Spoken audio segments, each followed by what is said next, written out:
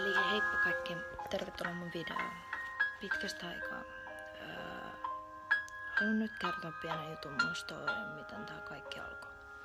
Eli kun mä muutin Salosta Helsinkiin, niin mulla oli hirveästi ystäviä, jonka kanssa viettää aikaa. Ja sit mä rakastuin yhteen jätkään ja laitoin sille nuden. Se nude lähti leviämään ympäri Suomea.